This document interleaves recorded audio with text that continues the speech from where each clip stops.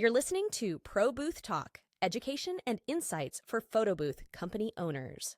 Welcome back to Pro Booth Talk. We've got in-house today a guest that needs no introduction, author, speaker, friend, Alan. What am I missing? What else are you doing? Executive bourbon steward. Hey, Alan. Hi, Lap. Thanks for inviting me. It's great to be back. It's great to talk about sales and photo booths and whatever else we can talk about here. Yeah, so let's not go down the bourbon route because that'll be a whole nother hour. we can go there. As you know well, Jason, from when I've been out there and we've gone for barbecue and bourbon, right? Yes.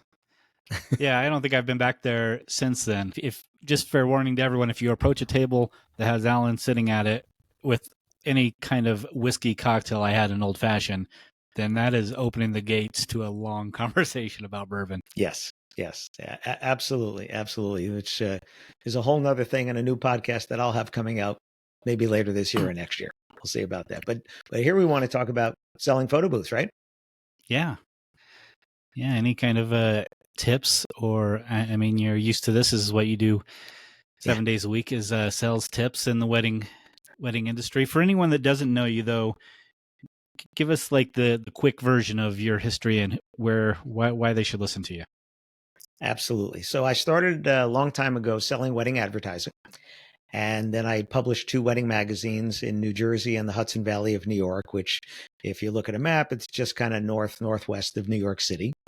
And after 10 years of being in the business, I ended up at The Knot, which was a new startup actually at the time.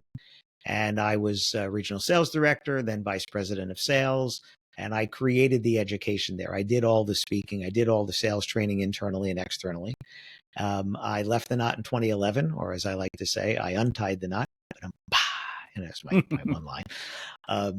It was one of those things where a publicly traded company, and they asked a lot of us to go find employment elsewhere, which is proverbially the best thing that ever happened to me. Because if you're watching this on video and look over my shoulder, you'll see the 10 books that I've written since then. So I've been a little bit busy. It's been okay.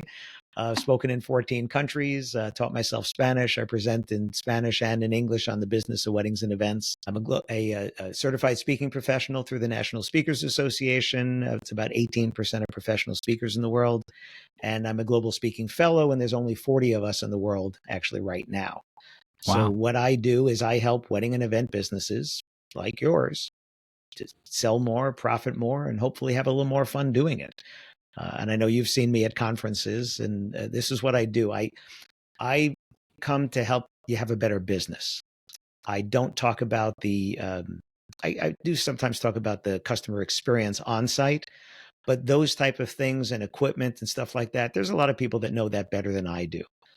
Where my expertise comes in and what I hear from people, and if you want to find your brand, anybody listening, you want to find your brand, look into your reviews. Your reviews will tell you how you help people in their words. And what people say time after time is, when you say it, it just makes sense. I feel like I can do it. I feel motivated that I can do that.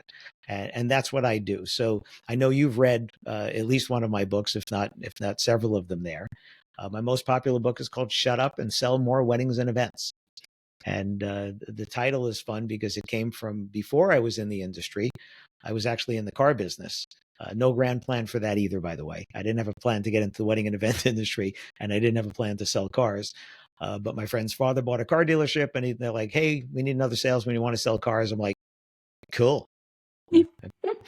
Apparently, that was the interview. Yeah, I think one of my favorite quotes growing up, I'm not even sure who says it, but who originally said it, but life is what happens after you've made your plans.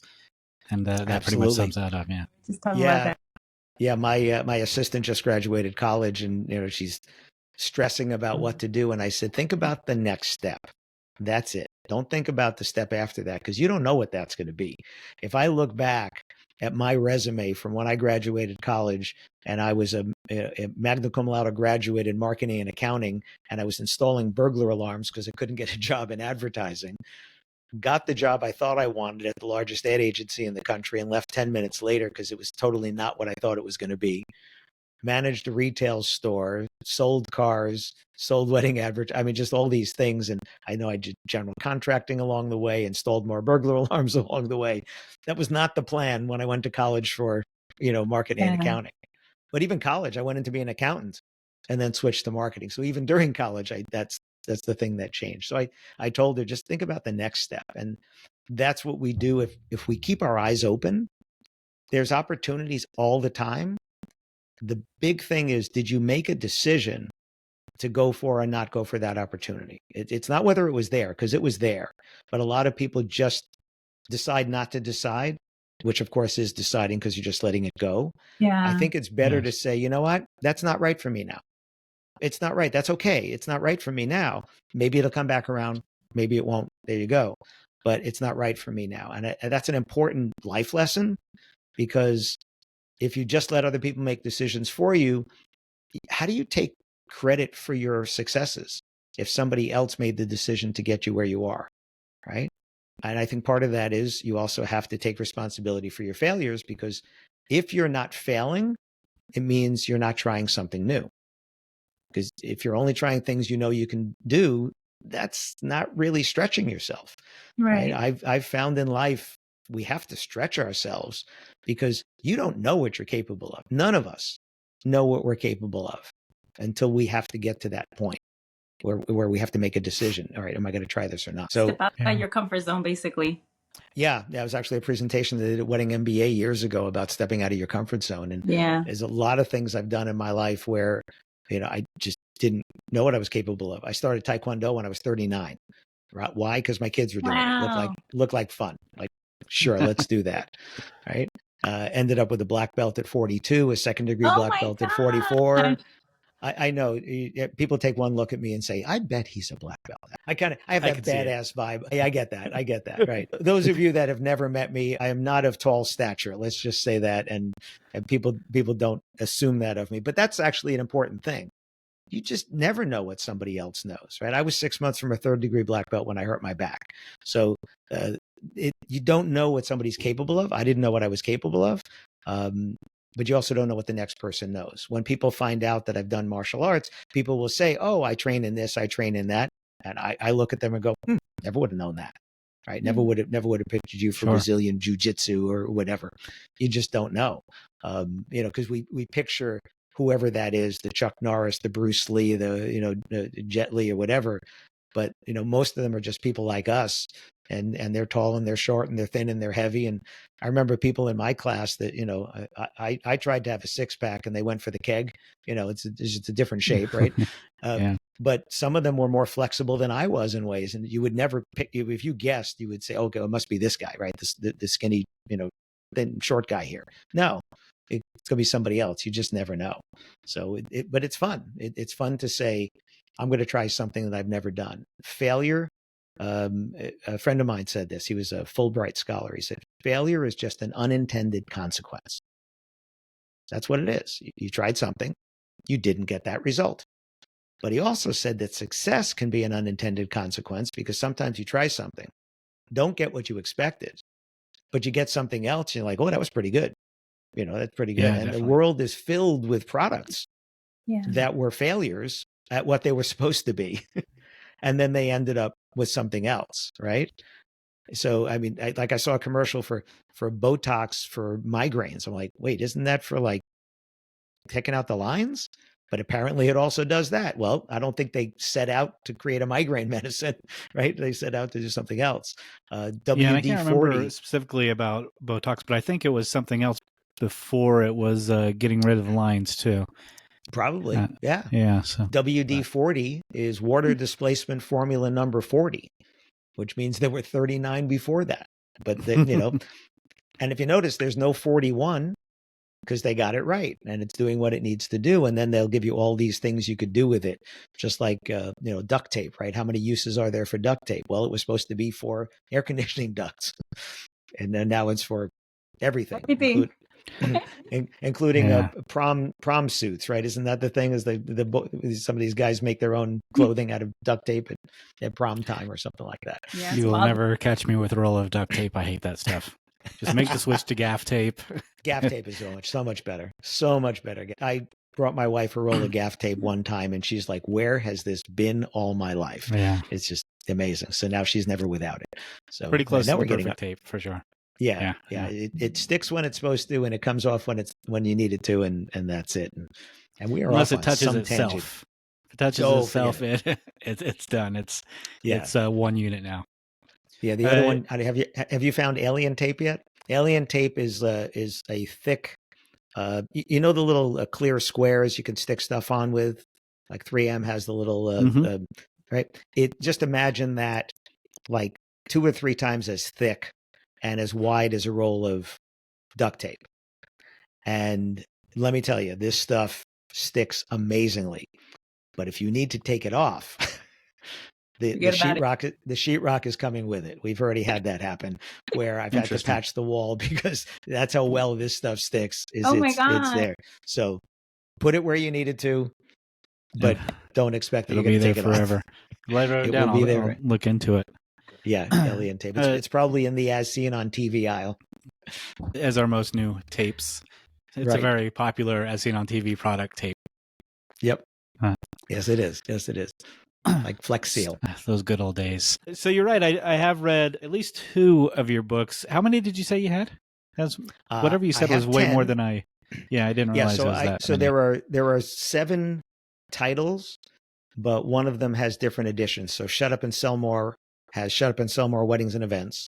Shut Up and Sell More Weddings and Events for DJs, photo booth lighting. Shut Up and Sell More for caterers and venues. And then so many people told me that the tips that I talk about in that book really apply to any business. And so to challenge myself, this is another thing, Lap, to challenge myself, last year I said, well, if they're right, then I should be able to make a version that's not for weddings and events. I should be able to make a version for other businesses.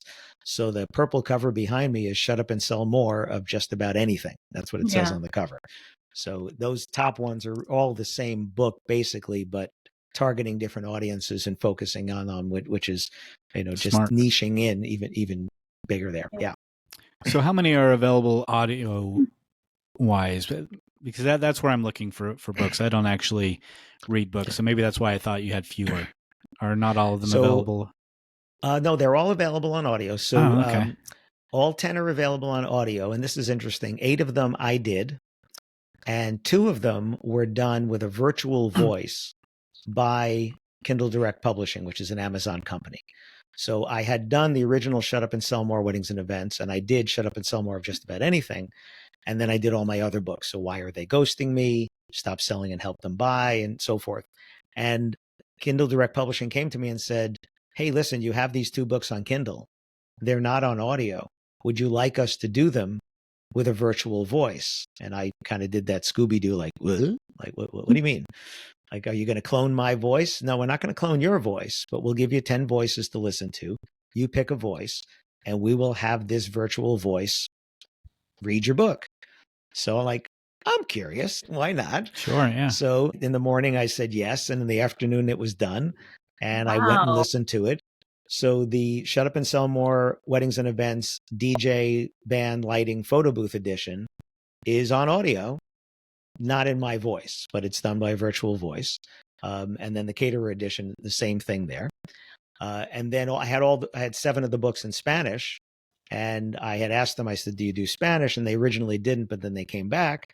So ahora todos mis libros disponibles en español en audio. So all of my books are available in Spanish on audio now, not with my voice. I picked I don't know, some guy that sounds like, I don't know, Mark Anthony or Julio Iglesias or something like that. This wonderful Latin American voice that would be much better than I could ever sound reading my book. And it sounds like you're happy with the results. Yeah, I am. I listened to some of it and I'm like, that sounds pretty darn good. So yeah, I think it was done well. I probably would never have gotten to those other editions because the original version of Shut Up and Sell More Weddings and Events really did apply to any business. It took a couple of years until I came back. Actually, it took COVID for me to put out the DJ photo booth version because I now had time that I hadn't had before. I had some time. And one of the things I was doing during COVID was challenging other people and saying, okay, you always complain you don't have enough time.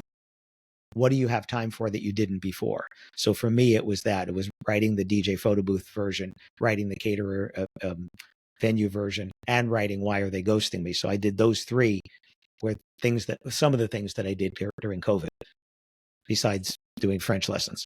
So I wanted to ask, I find that there's a lot of photo booth providers that don't have any sort of sales experience. Have you gotten any feedback from folks who have read your book and were able to take on a lot of like the core sales concepts? I feel like it does apply to a lot of different, once you're trained in sales, you really can apply everywhere. Have you gotten any feedback from folks who like have no sales experience, if it's benefited them, and what has been the biggest takeaway from that? Yeah, it's a great question, Lap. The beauty and the bane of the industry, the event industry, is that the barrier to entry is pretty low. If you want to become a photo booth operator, got cash or a credit card, you can become a photo booth operator. Right. Or an There's iPad nobody checking. sitting on your desk. What's that? Or an iPad sitting on your desk. Or an So iPad a lot sitting of on your people are desk. just like, hey, I've got an iPad. I guess I'm a photo booth operator now. There you go. And the thing is, because no one is checking to see if you have any sales skills, that ability to just jump into the business is a great thing. And if you think about it, pretty much any photo booth operator, unless you bought somebody else's business, if you started from scratch, that was the barrier that it allowed you to get in. That was the thing that allowed you. And it's not unique to photo booth operators. You want to be a wedding photographer, you want to be a wedding florist, you want to be a wedding DJ or whatever, you can just be it. You don't need a building, you don't need infrastructure, right? If you already have a vehicle, unless you're getting, crazy with some sort of photo booth stuff, most of it fits in pretty much anybody's vehicle these days, right? So the barrier to entry is so low, it lets you get in, but because they didn't check your sales skills, that's where a lot of people fail. And I remember the Photo Booth Expo, gosh, it was at the Westgate. So this is years ago. Somebody came up to me and said, could you help my friend here? They bought $10,000 worth of photo booth equipment and they don't have any sales. And I said, okay, so show me your website. I don't have a website. Well, you need a website. Well, I don't have any money anymore. I spent it all on the photo booth equipment. Like, really? So what was your business plan here? Like your business plan was to spend every dollar you had on equipment, but you didn't leave money for marketing. You didn't leave money for a website. You're not doing any networking. You don't exist. That's what it is. You don't exist except to your immediate circle of people that know you. And that's because nobody sat them down and said, okay, let's talk about this. Right? There's 4 steps to getting more sales. I don't care what you're selling. You have to get someone's attention, right? If you don't have their attention, nothing's going to happen. Once you have their attention, they can make an inquiry. Once they make an inquiry, you're able to have a conversation. Once you have a conversation, you're able to make a sale. And I don't care if you're selling dog walking services, it's the same 4 steps there. So they had no plan to get people's attention. Therefore, nobody knew they existed. Therefore, nothing else is going to happen. So getting people's attention is advertising, marketing, networking, social media, right? But organic social media is like blowing bubbles in the wind, right? They're gone. Right? Nobody's seeing what you're doing unless you're paying. Why? Because it's Facebook and Instagram and TikTok and Pinterest's sandbox, and it's their toys, and they charge you to get people to see your toys. So if you're just doing organic stuff on social, only the people that already follow you and only a small piece of them will ever see what you're doing. So you have to be able to invest. I have a simple phrase. You have to invest in your own business the way you want people to invest in you. So if you want people to pay you good money, you better be spending good money to get their attention so that they'll see that you are the quality business that you are, right? If you've been doing this a while and you do a great job and you get 5-star reviews, how are new people going to find out about you? Now, this is coming from a guy that sold wedding advertising, published wedding magazines, and was VP of sales at the largest wedding website in the world. You should never buy advertising. You should buy the audience that platform is going to put you in front of. So if somebody comes to you and says, do you want to buy an ad on my website, my billboard, in my magazine, whatever, or do you want to take a booth at my expo, my trade show, whatever, your question should not be, how much does that cost? Your question should be, tell me about the audience. Tell me who is going to come through there. What do you know about them? Right. So Jason, if you're going to do another show, let's say one of what Deb Hansen and Laura's shows there in Vegas, if you've never done it, you should say, not how much is a booth. You should say, okay, you've done this before. So tell me, how many people do you typically see? What do you know about those people? The things you want to know when you're deciding on where to put your marketing dollars is, first is geographics. Are these people in the area that I do business? Or like, why would you advertise nationally if you only do business in Henderson, right? It doesn't make sense. You're just wasting money, right? The second thing would be the demographics. Are these people I'm looking for? So if you're doing corporate work, what do you know? What's the perfect avatar of a client for you, right? Is it a light manufacturing company with 100 employees that, throws 3 parties a year? Is it a Fortune 1000, Fortune 500? Who is it, right? If it's a wedding, right? Are you looking for the 20-year-olds, the 30-year-olds, the 40-year-olds, right? College educated or not, what income level or not, right? Those are demographics. Demographics are measurable things, right? You can say that, let's say that you work within a specific niche, right? You do South Asian weddings. Okay, well, that's part of your demographics there. They're either South Asian or they're not. There's your demographic.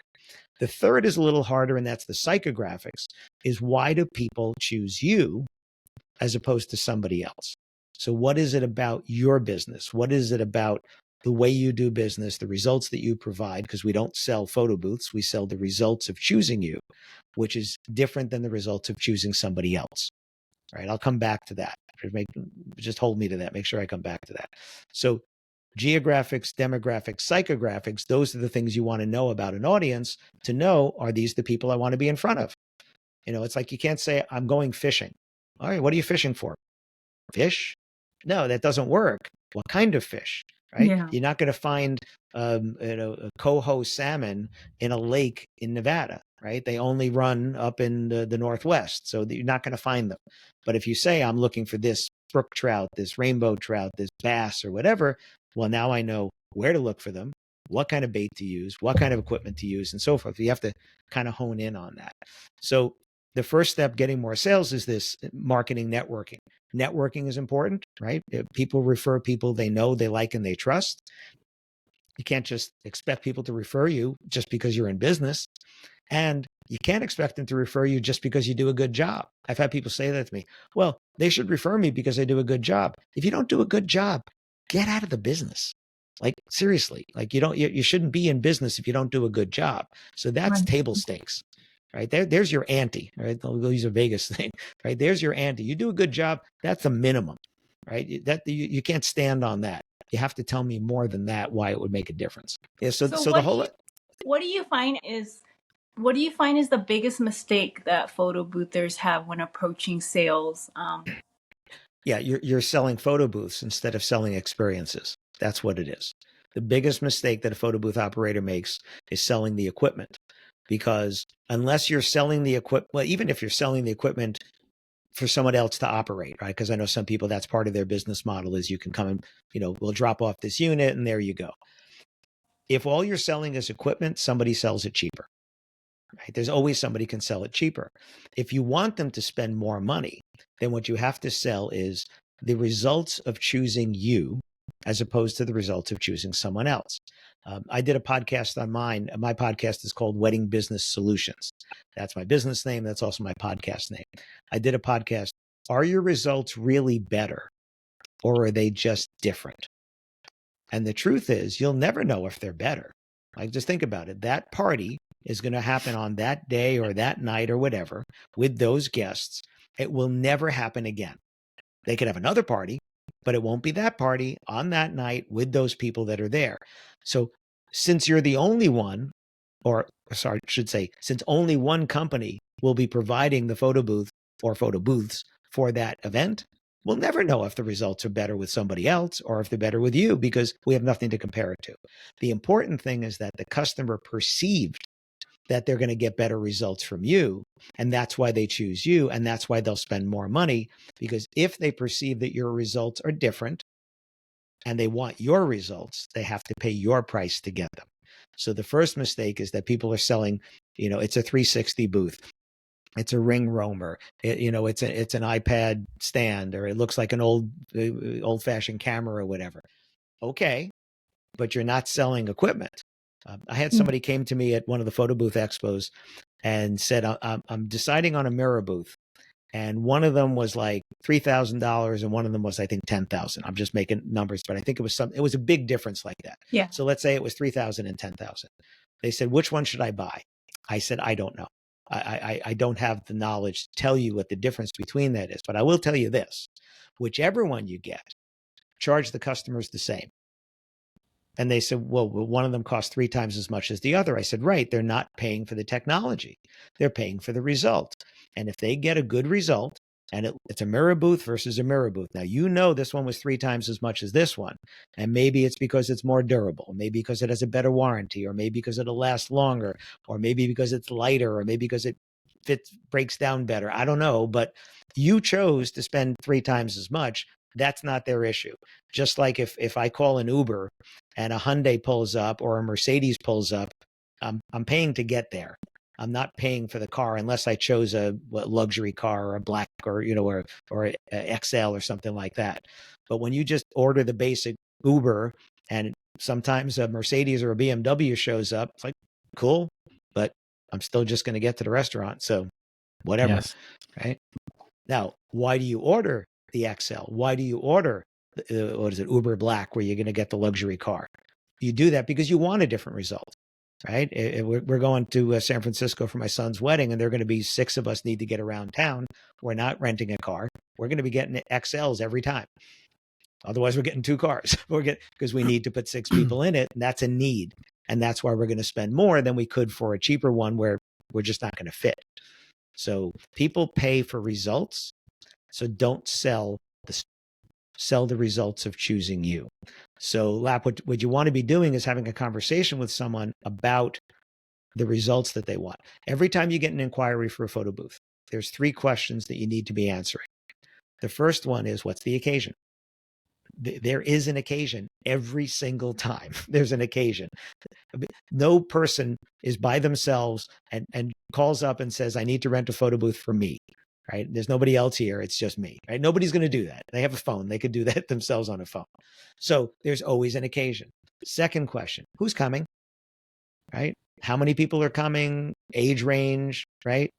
And then the third question is, what does success look like? Like you want to have this photo booth. What does success look like? Now, I can give you firsthand experience of this because I was at the dentist the other day getting my semi-annual cleaning, and my dental hygienist had gotten married 3 weeks before. And she said they just got around to looking at all the photos, the gallery from the photo booth, right? And she said, yeah, they were in it sometimes, but they just got at look at the gallery and now saw their friends and their family and all their faces and all the smiles.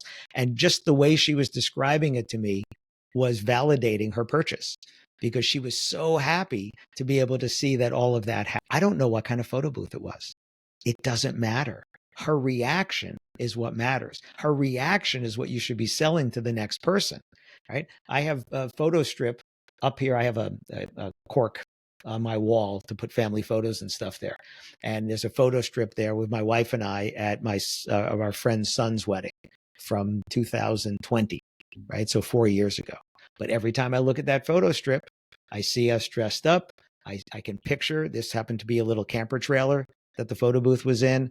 I remember it was October, it was 40 degrees in New Jersey and we were freezing, but we went out and we went in that. And I look at that and I smile because it transports me back there.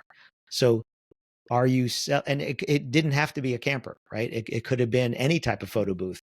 If I have that keepsake, that's going to bring me back to that event, which is going to bring me back to the hosts who made that happen. Right. So what's the occasion? Who's coming? What does success look like? What do you need for this to be a successful? Yeah, I love your phrasing on that, because I've always approached it like, what's your goal for this event? And just when you say, what does success look like for you? That just transforms your question into a whole different realm. A goal is fine. But I feel like the way you're wording it is just so much more of that emotional, like where they actually have to like step back and really think about, like they emotionally connect with that more. I love that. And that's with every sale. Every decision we make in life involves emotion. Yeah. If there are people that have the part of their brain that controls emotion that is damaged, an accident or whatever, they can't make basic decisions. They can't decide what to wear. They can't decide what to eat, make a left turn or a right turn. They can't make basic decisions because every decision involves emotion, even if we don't think it's an emotional decision. If someone's having an event, there's emotion involved. Corporate event, school event, social event, wedding, doesn't matter. There's always emotion involved in that. So a way to phrase this to the customer is, at the end of the night, when we're packing up and you come over and say, oh my gosh, thank you, that was amazing, right? What do we have to do to get there? Like, what does amazing mean? What did we do that you brought that along? And then let them talk. One of the most important things is, if you're speaking, you're not learning anything. If you're listening, that's when you're learning. So asking a better question, letting the customer give you an answer, thinking about that, and then going into your next question, instead of having a pre-prepared script where you're going to just go like that, you want to be able to ask. If they're talking, you're learning. If you're talking, you're not learning anything.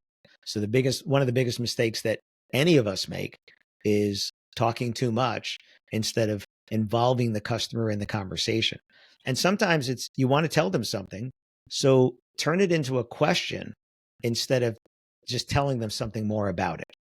Right. And if you're really listening, you'll find out other opportunities. I'll give you a good example. I did a workshop at the Photo Booth Expo. And while we're there, I said, if anybody gets an inquiry, let me know and we can handle this together. A guy got an inquiry for a New Year's Eve wedding, 350 guests, black tie. He went back and forth, and he was going to have a phone call with this mother of the bride or mother of the groom. I forget who it was. And I said to him, so how many photo booths are you going to sell them? He said, well, she's asking about a photo booth. I said, right. People ask for what they know exists. So I'll tell you what I heard. You tell me what you heard. I heard New Year's Eve, 350 people, black tie. All right. This is not a low budget wedding, right? Nobody does New Year's Eve, 350 people, black tie. This is not going to be, pigs in blankets, right? This is going to be a wedding.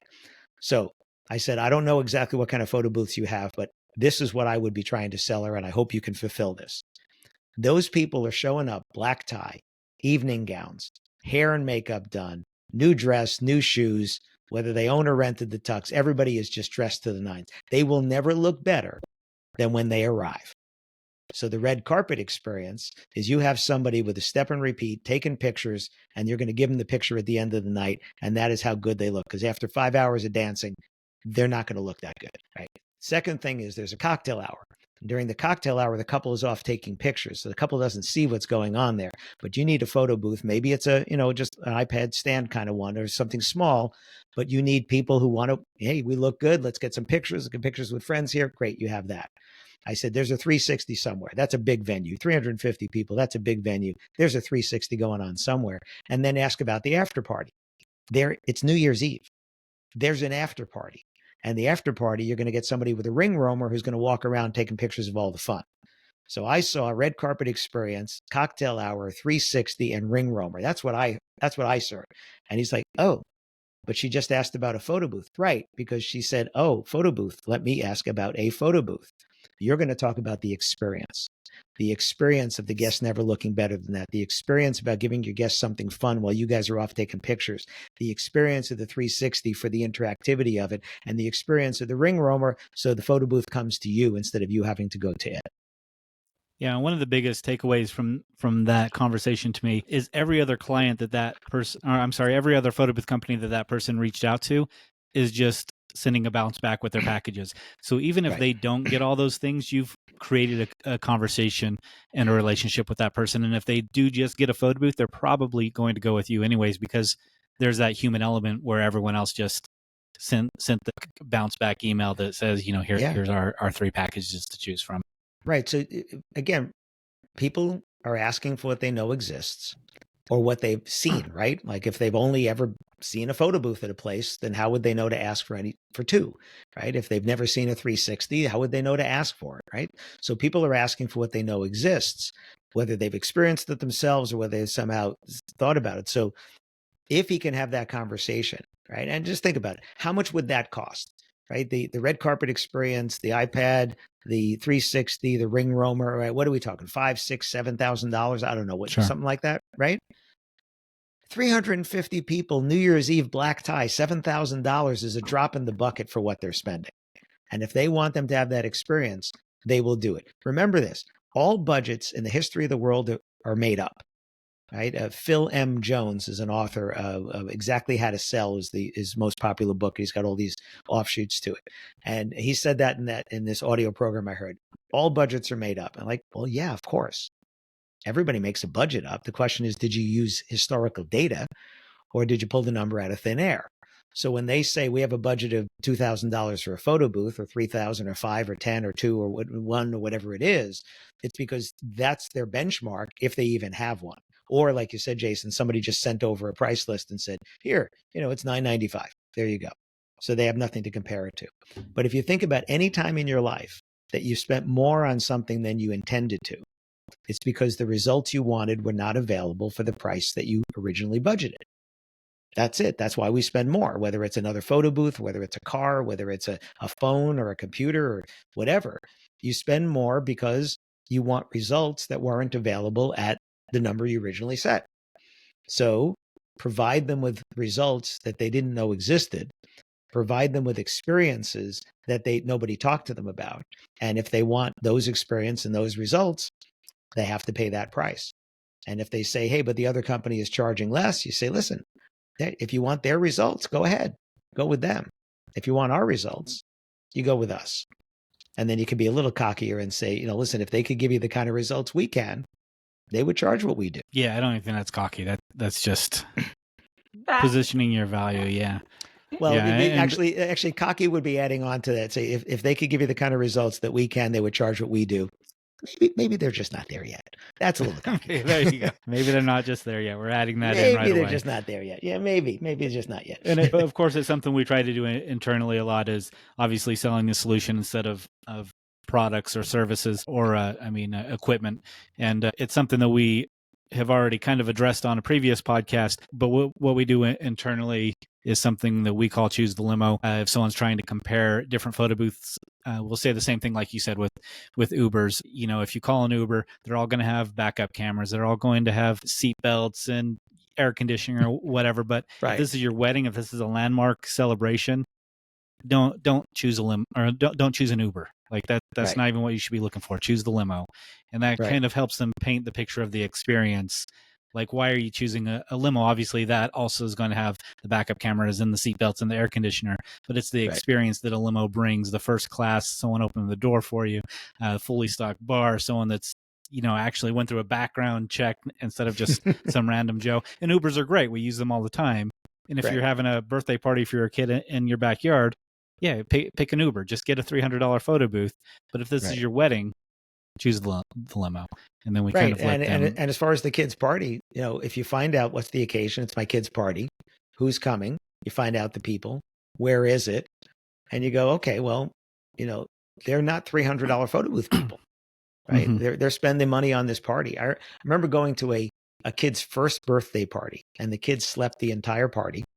And it was catered at a Mexican restaurant with karaoke and a professional photographer and a professional videographer.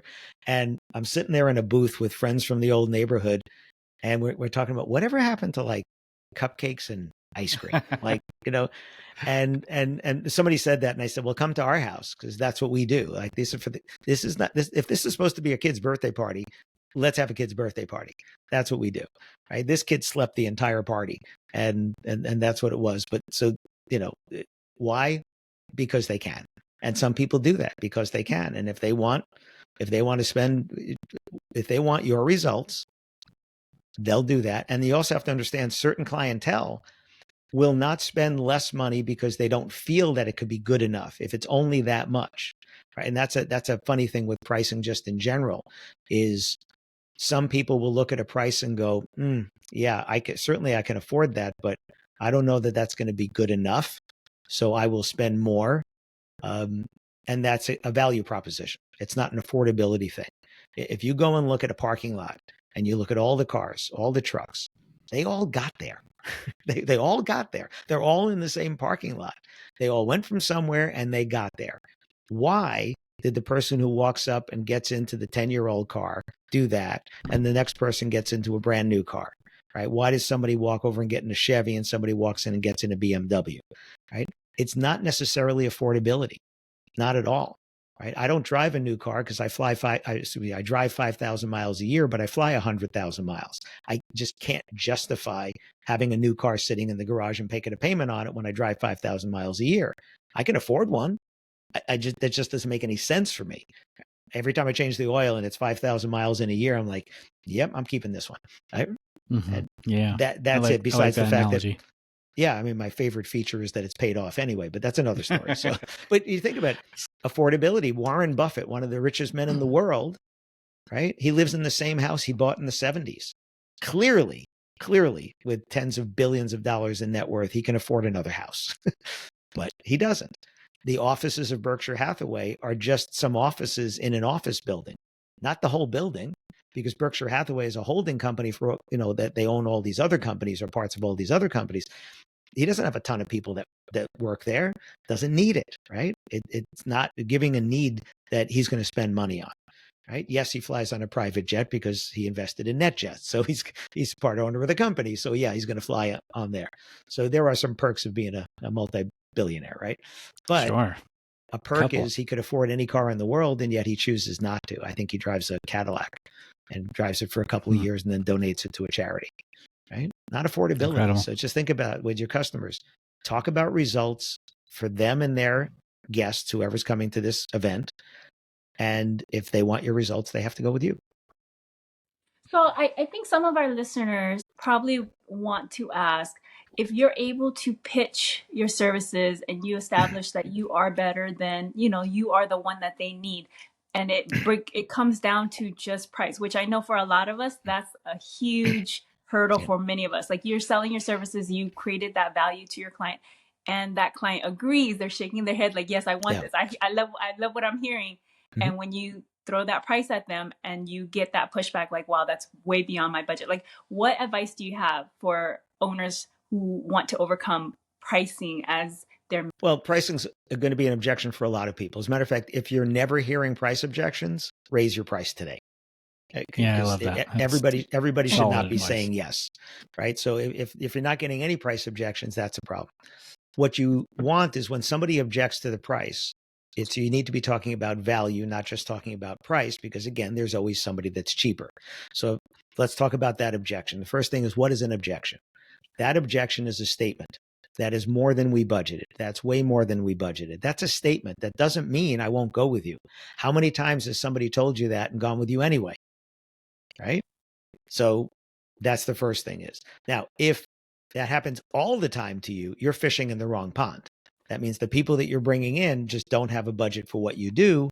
I mean, your pricing could be wrong, but if your pricing is, what would be considered fair for the value that you're doing, and everybody's telling you, I can't afford you, I'm not going with you, you're just fishing in the wrong pond. That's the wrong clientele, because they can't afford what you do, right? You put a 5-star hotel in a seedy neighborhood, people aren't going to come because they don't want to come there. Okay, well, it's the wrong place to do that. So when somebody says to you, that's more than we budgeted, or that's way more than we budgeted, there's a few ways to handle that one, right? The one is, if you keep looking around, you'll surely find a lower price. What you're not going to find is the kind of results and experiences that we talked about today. So when the end of your party comes and your guests are not happy because the photo booth operator was off smoking a cigarette, or they weren't friendly and helpful, or they weren't the right kind of props, or the photo booth broke down or whatever, that's not the experience that you want. You can certainly spend less money, but that's not the experience you want. If you want our kind of experience, this is what we do. And then ask for the sale, because I'll put my little favorite sign up here. If you don't ask, the answer is always no. Is that backwards or forwards? I don't know. No, it looks good. Okay. It looks backwards in my camera here. Okay, that's the first one. I love that it's in a cork. Yes, it's in a bourbon. It's in a bourbon cork. Yeah. There it is. That's a good use for your bourbon cork. That's right. So that's one way to handle it. Another way, and Jason, you know this from one of my books, so from Shut Up and Sell More, there's I hate to use the word technique because it sounds like you're manipulating, but you're not. There's a tool. Let's just use that. There's a tool called Feel, Felt, Found, which I didn't make up. I learned this a long time ago. I Googled it, and Google couldn't even tell me who originally said this. So it's got to be, I don't know, hundreds of years or millennium old. I don't know. But feel, felt, found is a way of addressing an objection by breaking it down into three parts. The first is you want to empathize with them. Empathy is not the same as sympathy. Empathy means I understand how you feel. Sympathy is I feel what you feel, right? So if you have a friend and their 16-year-old cat just died, you can feel empathy for them without having to feel the sadness that they feel. You'd be like, wow, I'm really sorry for you. You know, you must feel bad, okay? Not I'm crying along with you because I feel just as bad about this cat that I didn't know, right? You can't, that's sympathy. Sure. The second part of it is you want to show them that they're in good company, that this is not a new bridge that they're trying to cross. This is a bridge that gets crossed all the time. And then the third part is where you want to tell them what you told them, which is to change their perspective on this. So if somebody says that's way more than we wanted to spend, then you say, hey, I get it. Or you could say, I understand how you feel, but you don't have to use the word feel or felt or found. Hey, I get it. Couples like you, let's say it's a wedding. Couples like you set their budgets all the time. You've never done this before. And then you find out that, hey, the things that we want cost more than we originally budgeted. It's normal. It happens all the time. So if you want to have results like you read in our reviews, if you want to have the kind of fun for you and your guests that you've read in our reviews, that you've heard about our company and the reputation that we have, and at the end of the night, not just the end of the night, weeks later, like this review here where this bride said 3 weeks later, we're looking at the gallery and we're reliving the day through the photo booth. If that's what you want to feel, we can do that for you. We charge what we do because we give these kind of results. So should we go ahead and get your date reserved? That's how It's a great way to works. overcome objections, and certainly more than just the prices. Even something as simple as, I don't know, my venue seems too small. Offering something relatable. We've had customers in the past that felt that way. We understand like it's crucial to make sure everyone feels comfortable in the space without overcrowding. But some people in the past who have booked, say, like a roamer that's venue size, and found that we can move around the venue space without over cumbersome setup or whatnot. You know, ultimately it found that it was a good contribution to their celebration or whatnot. And then ask for the sale. So if somebody says we think, you know, we don't have the room at our venue, first of all, if you have testimonials from people that were at that venue that chose your photo booth, you go to that and say, hey, listen, I understand how you feel. It looks like it's a tight space because you're not seeing it right now set up with everybody there. What you may not know is that we've worked there all the time. As a matter of fact, we've used this booth there many times. Here, this is what you'll do is you'll pull single sentences out of testimonials. Don't show them a whole testimonial. They don't want to read that. You pull a single sentence out about somebody who says the photo booth was the absolute hit of the night. You're attributing it to that person, that couple, that company, whatever, at that venue, and then if you have a photo of it, even better, and say, look, it's great, and look at the 5-star review we got for it. Or, like Jason was saying, you turn them to a different idea. They come to you for a 360 in a tight venue, and they say, geez, we don't have the space. You say, so what is it you like about the 360? Is it the interactivity? Yeah. The idea of that in movement? Yeah. Okay. So here's a great idea. Your venue does have a tight space, and a 360 probably would be big for that. However, with our ring roamer, you'll have the interactivity where somebody's going to be going around to the different guests. It's just another person in the room. That's not going to take up the room. Everybody gets the photos. You get the photos, all that. And we make this happen and everybody's happy. Matter of fact, here's a review of somebody that had a ring roamer at a small venue just like yours. Should we go ahead and get that reserved? And that's if you don't ask, the answer is always no. Let me throw another one at you, just so we have a few examples. I just pulled up a few common objections. We have a photographer already. We don't need a photo booth. Absolutely. By the way, one way to diffuse an objection is to agree with someone, right? So, yeah, you know what? You're right. You should have a photographer, and that photographer's job is to go around and take different photos, including photos of you, the couple, while, you know, you guys are privately, you're doing a first look, you're doing things like that. While all that's going on, the photo booth is there the entire time for people to use. The photo booth is something fun for your guests when they're not eating or dancing. The photographer is only going to be taking certain pictures. They're only going to capture certain moments and certain people. The photo booth is letting your guests drive the fact that they want to be in those photos, that they want to create those memories for you. So yeah, you should absolutely have a photographer, but it's not an either or. It's, I want my guests to be able to control the fact that they want to go in there and take these pictures, because your guests are not going to go to the photographer and say, hey, like Donkey and Shrek, pick me, right? They get to do that on their own. Should we go ahead and do that? Another common objection. You're the first one we've spoken to, right? That's another common objection. You're the first company that we've called. Great. Let us shop around and we'll come back.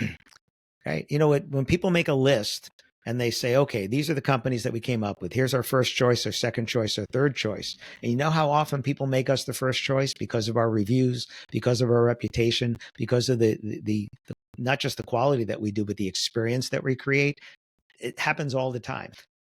What are you still looking for that you haven't found yet? So that's a question to ask them there. Or, so repeat back to them what they said. So what you said is you want this. Yeah, this is your event. These are the guests that are coming. This is the kind of experience you want. You said you like the idea of this, this, and this. Is there anything that's missing from that? Or should we just go ahead and get that reserved? And if they say want to look and around. That's super powerful. That's something that people don't talk about enough when people are putting out just basic objections without any real, we're still shopping, we're still thinking about it, just understanding why. What is there something that we're missing, we're not providing that you're looking for, and making them actually either quantify or say, no, you guys are perfect. Right. And so putting either that in their mouth. let them verbalize it or articulate what it is. So get them think. So two ways to ask that. Is there anything that's missing? That's a yes or no question. Or, what are you still looking for that you haven't found here with us? And if they go, well, nothing, but you're the first one we've spoken to. Right. We're the first one we've spoken to because you looked at our reviews and you found us on however they particularly found you, and you've seen the kind of results that we can do. And that's what you want for your guests. And I'm sure you got a lot of other things to plan for your party besides this. So if there's nothing else you're looking for, why don't you check this one off your list, right? And say it's done. I know you guys are going to come because of your reputation. I know it's going to be great. Why don't you just check that box off, and then you can move on to the rest of the planning. Okay. I love that. and notice I didn't say anything after I asked for the sale. Yeah. When you ask for the sale, shut up, as my book says, shut up and sell more. Just stop talking. The key is objections are statements. They didn't say, I can't buy today or I won't buy today. They made a statement. You're the first one we've seen. It's more than we wanted to spend, right? Things like that. We already talked about if somebody gets a lower price somewhere else. If somebody has a lower price somewhere else, why didn't they buy? It's because they want your results and their price. And that's when you say, it really comes down to the choice. You can have their price and their results, or you can have our results. And we charge what we do because I think you're already feeling like, you're going to get the kind of results you want from us. So if those are the kind of results you want for what amounts to not much of a difference in price, I think you want the success of your party to say, yeah, that was worth it. And you'll look back and go, so glad I went with you guys because I know you're going to show up. I know it's going to be great. I know everybody's going to have a great time. And I have that peace of mind. So should we go ahead and just get that reserved and smile? and smile. One thing we've mentioned through the podcast previously, people can see your smile through the phone every time. Absolutely. Nonverbal cues. Absolutely. You need to, if you're not excited about their event, there's no reason they should get excited about you. And I heard this from a venue one time, long time ago. She had been in her venue 25 years. And she said, Alan, when the day comes that I don't get a little teary when I send a bride down an aisle, that's when I know I'm done. And I want you guys to think about this. Every time they choose you, it means they've said no to everybody else, right? You're the only one, right? You're not showing up and there's another photo booth operator there. So every time they say yes to you, they're saying no to everybody else. That is a privilege. That's not a transaction. That's a privilege. And you have to own that privilege and say, yes, you chose us because you know the kind of thing we can do. We're going to do that for you. We're going to make this happen. We're going to make it great. People don't pay us to exceed their expectations. People pay us to meet their expectation because we wrote a contract that said we're going to do something. And that's their expectation, is that's what we're going to do. We exceed their expectations through the intangible things of the experience, showing up early, getting set up, dressing the right way, having the right attitude, the photo booth operator that's there, having all those backup things so that, photo booth operators and equipment or whatever, that peace of mind is there for them. But they're not paying us to exceed their expectation. They're paying us to meet the expectation of the contract. We exceed it, and that's why people come back, because they want that experience and they want the kind of experience their friends have. So we need to, from the get-go, we need to be showing them that we're interested, not interesting. They don't care if you're interesting. They care if you're interested in them. And that's why asking better questions makes them feel that you're interested in them, because when you're asking someone questions, it's because you want to know what they think. When you're talking, it can get like every adult in the Charlie Brown cartoons. Wah, wah, wah, wah, wah, wah, wah, wah, wah, and they're not hearing you. So asking them a question now involves them in the conversation, and it engages them in a different way that they have to be paying attention back. Yeah. And, I think a lot of people that listen regularly knows my sales director, Shannon. I think that's one of the reasons that she is so successful, because she is genuinely interested in everybody's wedding. She is so excited for them. She's excited about our product, and that just bleeds over the phone. Like it's impossible to ignore or recognize. Yeah. And if you've ever met Shannon, you get that in person, you get that, in every way. It's just, that's what she exudes. And that's the right person to be in sales. Right. And I know she was a photo booth operator. I don't know if she still is, but she was a photo booth operator for you. And the same reason why people loved her at events, because she's trying to get everybody to have a great time. She's helped me out in my booth a couple of times in Vegas at trade shows, and the same thing, just engaging people, making eye contact. Again, the verbal and the nonverbal cues there. Absolutely.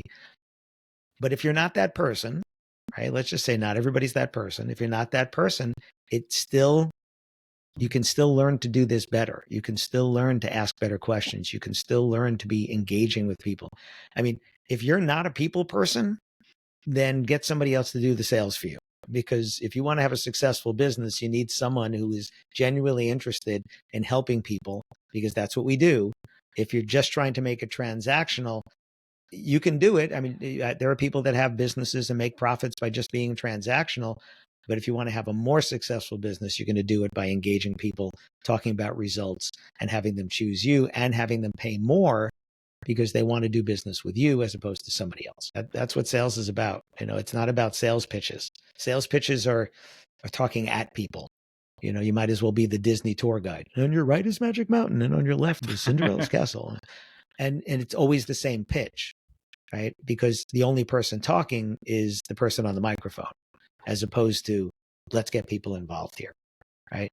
So asking a question like, have you thought about the experience for your guests when they first arrive? And they go, what do you mean? Well, people first show up, you're doing a fancy affair. You told me people are getting dressed up.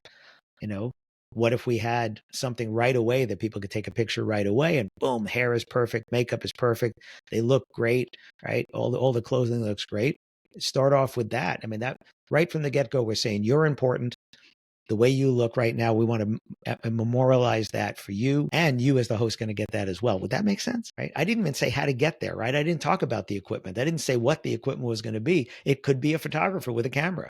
It could be an iPad stand. It could be the old-fashioned camera type photo booth, right? It could be anything. But I didn't talk about that because that doesn't matter right now. What matters is now they're thinking about their guests first arriving. And then if it's a wedding and you say, listen, your guests are arriving, and you had the ceremony at the church. Now the guests are arriving over here, and you're off taking pictures. So people are coming at different times. Not everybody just shows up at once on a bus. How about having something fun for them to do while they're having their cocktails, while they're talking, right? And that's, to me, the best thing with a photo booth is it's something fun for your guests when they're not eating or dancing. The technology will come later. The first thing is, do we want an experience? That's what sales is about. It's just about talking about stuff like that. So going back to what you asked me before, Lap, can it help somebody who doesn't have experience in sales? Absolutely. Can it help somebody who's got 20 years in sales? Absolutely, because those of us with a long time in sales tend to forget some of the basics, tend to forget some of the fundamental things. That's one of my favorite things about teaching sales is it keeps me on my toes, because I also hold myself to that. Right before I got on here, I was following up with people that have been ghosting me, because I wrote a book, Why Are They Ghosting Me? So I've been following up with people that are ghosting me. I did yesterday, and this person popped up. Oh yeah, hey, sorry, whatever was going on. We're having a conversation again. Right. I had somebody else, 2-3 emails, and then he got back to me. He said, hey, I didn't see the other ones. Good. I'm glad I followed up again. Right. That's our job. Yeah. It's our job in sales. The biggest opportunity that everybody listening has, and that includes the three of us, is someone that has made an inquiry and has not yet told you no. If they made an inquiry, you don't know that they've chosen someone else just because you haven't heard from them. And if they're not getting back to you, don't put it on them. It's on you. It's on you to follow up again. It's on you to, like this, I got an inquiry. I picked up the phone and called. I got a voicemail. Okay. Sent an email. Right. And if I still don't hear back, I'll send a text. I'm going to keep following up until they tell me to go away or they tell me yes. Yeah. And as far as people just starting out or people that have been doing it forever, I've owned businesses and have been doing sales on some level since I was 20. I'm 45 now, so a long time. I've read countless sales books in the first 10 years of that time. I've also went back to school and got a marketing degree, and still I thought it was in stop selling and help them buy, but you would obviously know better than me. When I was listening to that and heard the feel, felt, found, that's like you mentioned, that's not a new concept, but I hadn't thought about it for 15 years, and it applies. So it is so relevant to photo booth owners and what we try to sell. And it's a very useful tool. So there's always so many things that you forget about that if you're not practicing it every day is just, it goes away. Yeah. Yeah. I'll hear somebody, I'll be out doing a training and I'll hear somebody say a phrasing. All right. Like lap, like you said, the way I said that before was just different than the way you would say it. And I'll hear somebody go, oh, that's good. Wow. Yeah. I never heard anybody say it that way before. And then I've learned something different. Or what I love is somebody will tell me what their issue is. And I'll say, okay, well, why don't you say it this way? And it's something I've never thought about because I never had that conversation. And then I'll say it. And sometimes I will actually do this and say out loud, well, that was pretty good. Yeah, you write that down. Write that down. That was good. Whatever I just said, just write that down. That was good over there. And that's the thing is we're always learning. I listen, just like you, Jason, I listen to audiobooks. Audible said I listened to 44 books last year. I don't think I finished them all, but I probably started 44 books because I'm doing 2 or 3 at a time. One when I'm working out, one when I'm driving, just doing different books. I don't know. Do you listen at like 1.3, 1.4 speed? I always speed mine up. I'm insane. I'm at a full 2 times, even on YouTube. Everything's too slow for me. Except for when I'm working out, because I can't keep, if I'm doing two things at once. But if I'm just sitting and listening, I've got to have it coming fast. Wow. But if I'm working out, I'm not sure. I'd have to check my phone at where it's at. I'm going to say 1.5 probably. But I would recommend not listening to Alan's stuff while you're working out, because it really interrupted my workout. I had to keep stopping, going back, taking notes. So maybe something a little more leisurely when you're working out. Yeah, but I listen to different kinds of books. So some of them are business books. The one I'm listening to right now is about how to deal with irrational people. It's dealing with different kinds of crazy, I think is what the book is called or subtitled or something like that. The last one I listened to was about different ways and things about sense and smelling, because part of my bourbon training is trying to do sensory training.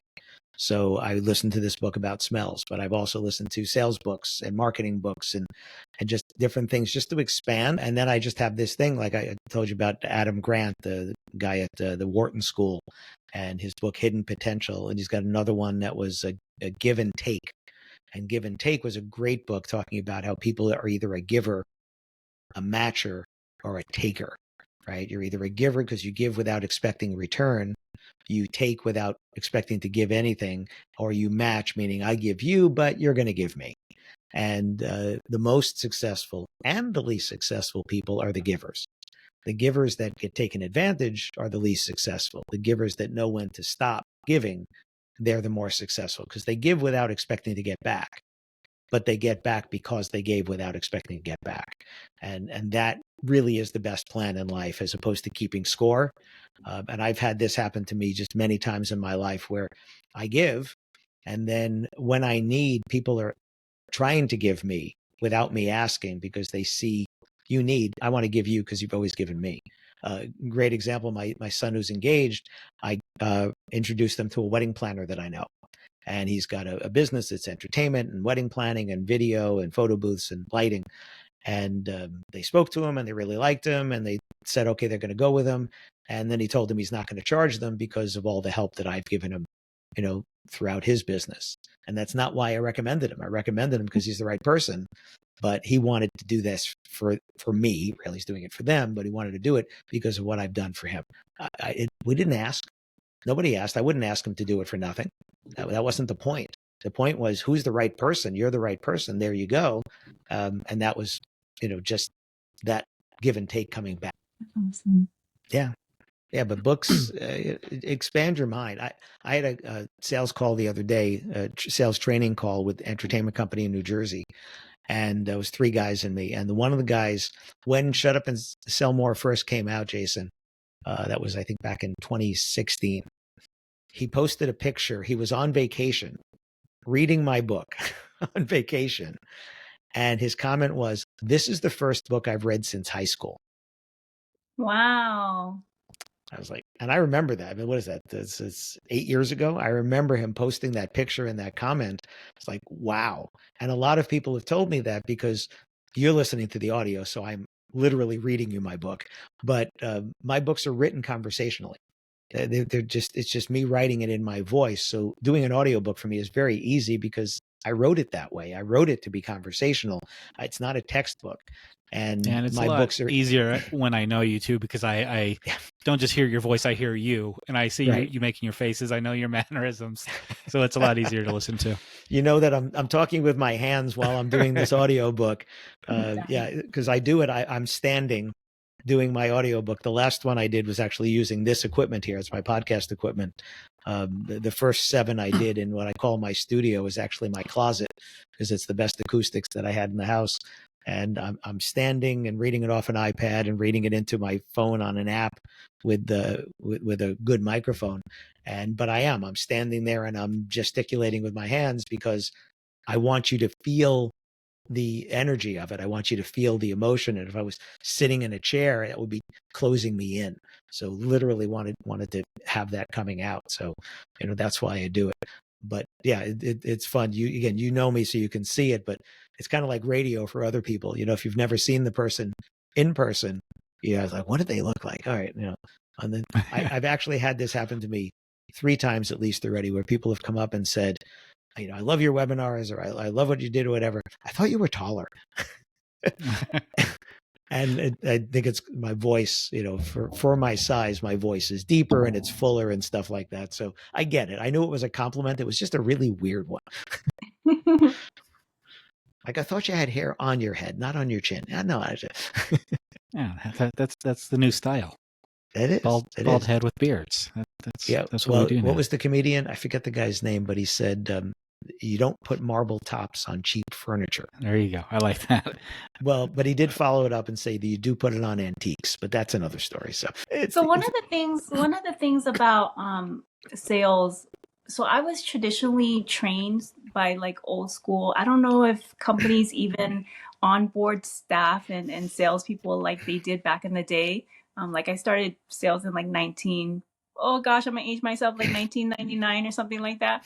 And they, shipped us off for like a week and gave us traditional consultative selling. And I feel a lot of people really don't even know what that is. And it's what you're talking about, I feel like, is in that school of thought, right? Like the consultative selling, where you're asking questions and you're using that to reinforce why you are the solution for them. And one of the things that really worked well through my training with one of the companies, it was a big box retail store. Very, very uncomfortable. And I always tell people, like, if you have no sales experience, this is going to be, even someone who has sales experience, we were forced to role play like sales scenarios. So they gave us like a script just so you get the hang of like asking, because it's very uncomfortable, because in everyday life, you're not actually talking to people asking, inquiring about their life. And, do you have a dog? How many dogs do you have? I sold vacuums. So that question was relevant, right, but it's such a weird question to ask. So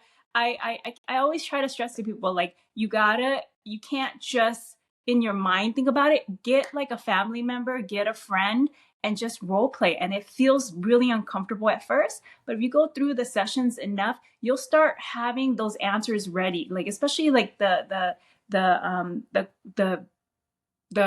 one related to price, like us, you're very expensive compared to everybody else. Like, if you already have role played your answer, it comes off very genuine, and your answer should be genuine anyways. But I feel like if you practice it, your clients and your prospects will feel like they'll connect with what you're saying, Right. What you can do, Lap, is you can practice asking questions even to your friends and family. I come from a family where talking is a competitive sport, right? Everybody talks a lot, and some people talk a lot more, right? That's it. There aren't many quiet ones. I married a quiet one, but that's it. She needed to be. It was too much of both of us were that way.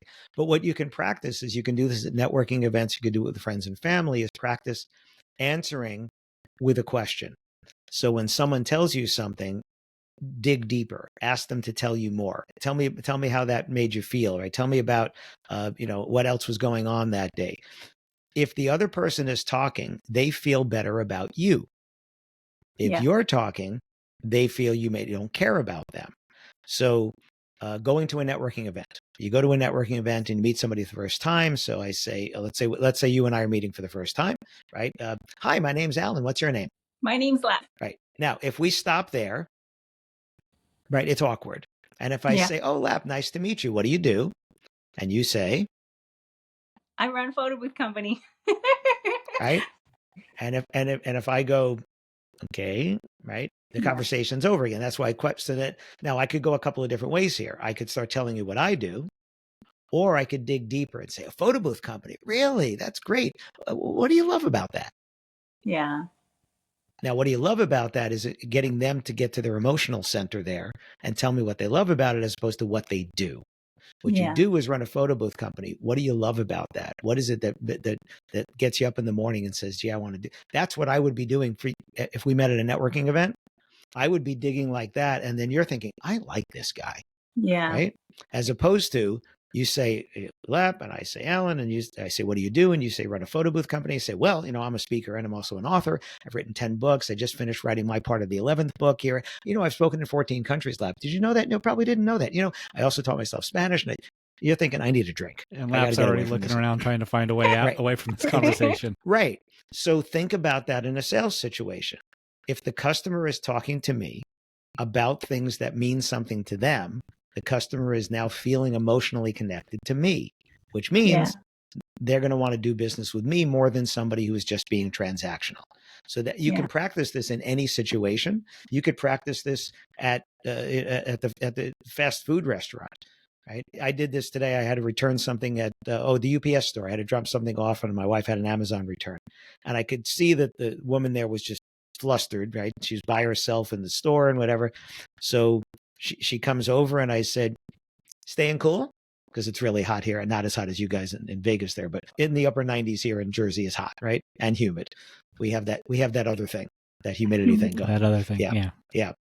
So I was just in New England, and I am so happy I don't have that other thing. Other thing there. Yeah.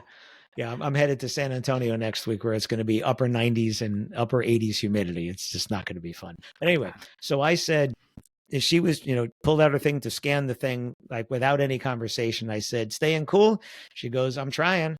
I said, yeah, it's really, really hot. And then her demeanor changed, right? And she said, I'm trying to turn off some lights here to stay the cool there. I said, yeah, I know. It's tough. She said, I feel like I'm at home. I'm turning off lights. Well, we're having a conversation. We're connecting now, right?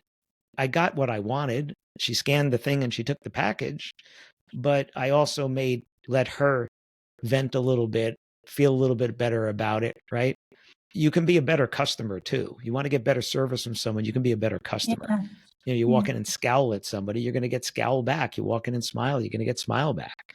It's That's another thing that I've learned with Shannon. If I just go to lunch with her, it is a much better experience, because immediately, as soon as somebody seats us, she's made best friends with them, and we always get discounts and extra. Did you try this dessert before you leave? And just Yeah. dropped off random things. She's an excellent person to know and do things with. Well, but think about the lesson, right? Think about the lesson there. The lesson there is that you can make somebody else feel better. And if you make them feel better, Yeah. you know, without doing it transactionally. Shannon's not doing that to get free stuff. Shannon's doing that because No. she's Shannon. Yeah. Exactly. That's- And I'm at a point in my life where I just know that that's not, like, I've tried to become that person, and I'm the person that I am, and I just can't fake interest in something that I'm not interested in. I've tried and I can't do it. Well, self-awareness, that's a good thing. But I was Self-awareness.